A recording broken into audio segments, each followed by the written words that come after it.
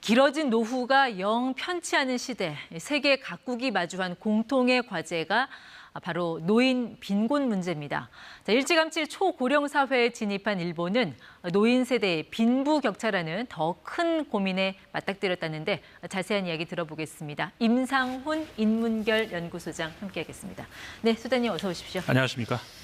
자, 항상 이 노인 문제가 나오면 반면 교사가 되는 게 일본인데 네.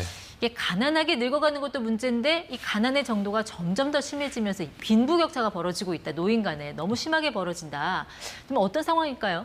보통 우리가 소득의 격차를 이제 보여주는 그런 걸로 지니계수 이야기를 많이 하지 않습니까? 네. 근데 이제 일본 같은 경우에 지니계수 0에서 1까지 사이인데 1 쪽으로 갈수록 이제 더 불평등의 이제 격차가 커진다는 그런 건데 이 점점 커지고 있다. 이런 것들이 지금 그 발표가 되고 있거든요. 네. 그러니까 2017년 같은 경우는 0.594에서 2021년에 0.57로. 그러니까는 우리가 숫자만 보면은 저 정도가 무슨 차이일까 싶지만은 중요한 것은 어쨌든 간에 꾸준히 계속 격차가 커지고 있다는 거 이게 확실하고요.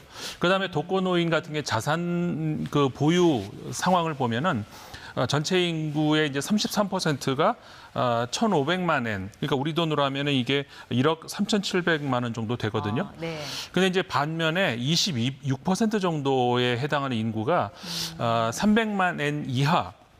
그러니까 2,700만 원 정도 이하의 어떤 소득을 가지고 있다는 거죠. 그러니까 네. 자산을 가지고 있다는 것이죠. 그러니까 빈부격차가 그만큼 커지고 있다는 것이고 그러다 보니까는 이제 점점 60대 이상의 범죄가 늘고 있다는 것이 또 일본의 큰 고민이거든요. 네. 그러니까 범죄가 늘어나는 것이 우리가 단지 생각하면 먹을 게 없어서 그럴 수도 있겠구나 하는데 그게 아니라 더 심각한 것이 범죄를 저지르면은 감옥으로 가고 그러면은 생계가 보장이 되니까 그래서 범죄를 저지르는 그 인구가 늘어난다는 거거든요. 네. 그 레미제라블 보면은 빵을 훔쳐서 감옥을 가지 않습니까? 근데 이제는 감옥을 가기 위해서 빵을 훔친다는 거죠.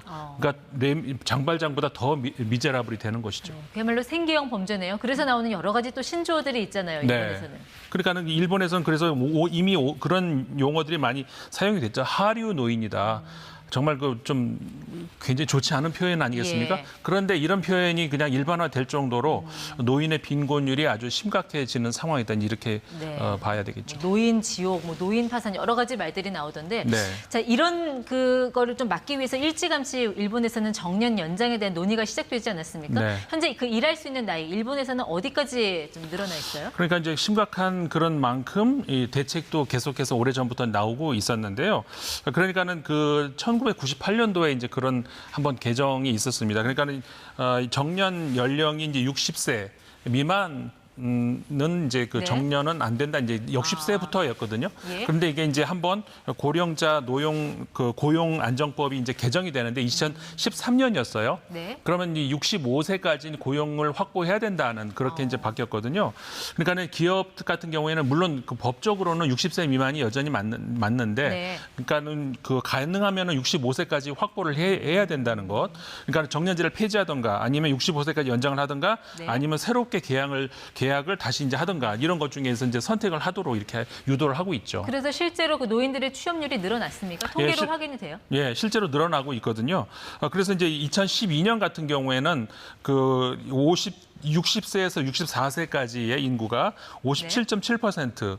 근데 이제 이게 점점 늘어서 이제 2022년 같은 경우에는 73%까지 늘었습니다. 그러니까 굉장히 많이 증가한 것이죠. 그리고 65세에서 69세의 노년층 같은 경우도 역시 마찬가지 같은 연도에서 37.1%에서 50.3%까지 늘었거든요. 네. 그러니까 실제로 이제 성과가 있는 것이죠. 그러니까 일본과 비슷한 시기에 또 초고령 사회를 진입한 곳이 유럽이잖아요. 여기는 네. 워낙 오랜 그 연금제도 역사가 있는 나라라서 노인 빈곤이 그렇게 심할까 싶기도 한데 여기서는 좀 정년 연장에 대한 논의가 어떤 식으로 이루어지고 있습니까? 그러니까 일본하고 유럽하고 조금 다른 점이 이제 그 점인데 그 노인 빈곤율이 사실 일본보다는 더 상황이 그렇게 나쁘진 않습니다. 더 좋은데 네. 그 이유가 이제 결국은 소득 대체율 때문에 그렇거든요. 그러니까는 정년 퇴직을 한 다음에 소득 대체율이 얼만큼이 되느냐에 따라서 소득을 연금으로 대체한다는 거죠. 그렇죠. 네. 그러니까는 예를 들어서 한 달에 얼마큼씩 받을 수 있느냐, 일을 그만둔 다음에도 이것이 이제 독일 같은 경우에는 일을 할 때 최고 그 연금, 그러니까 연봉을 받는 그거에 대해서 48%가 약간 더 되는 그 정도를 네. 받거든요. 그러니까 일본보다는 상황이 나은 것이죠. 그러다 보니까는 아무래도 정년을 연장을 하겠다는 것에 대해서 일본과는 좀 다른 반응이 나옵니다. 왜냐하면 네. 일본 같은 경우에는 소득 대체율이 적기 때문에 정년을 연장해주겠다고 하면은 환영을 하는데 유럽 같은 경우에는 또 받을 만큼 받으니까 정년을 연장하겠다 그러면 또 이제 반발하는 그런 목소리들이 많이 나온단 말이에요. 네. 그래서 이제 지금 그 노년층 같은 경우에 이제 정년을 앞둔 층에서는 그 반발을 많이 하는데 청년층에서 이제 청년 실업률이 너무 심각하잖아요. 전 네. 세계가 그렇죠. 그렇기 때문에 청년층은 오케이 하겠다 지금 받아들이고 있다는 것이죠. 사실 우리나라도 이제 초고령 사회 진입을 눈앞에 두고 있지 않습니까? 네, 네. 국민소득 3만 달러 시대라고 하는데 여전히 폐지 줍는 노인들이 낯설지 않은 그런 사회에서 살고 있는데 우리나라 노인들의 그런 빈곤 상황은 좀 어떻습니까? 우리나라 노인들 빈곤 상황 같은 경우에는 아까 이제 일본이 심각하다 말씀을 드렸잖아요.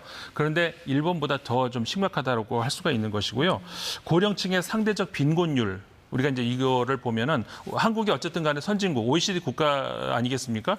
근데 비교를 하면은 지금 표에 나옵니다만은 노르웨이 같은 경우는 4.3%예요. 고령층의 상대적 빈곤율이. 네. 근데 아까 말씀드렸던 일본 같은 경우는 20.2% 아니겠습니까? 한국을 보면은 43.2%. 그러니까는 상대적으로 노령층의 빈곤율이 어마어마하게 높다는 것이죠. 다른 선진국들에 비해서.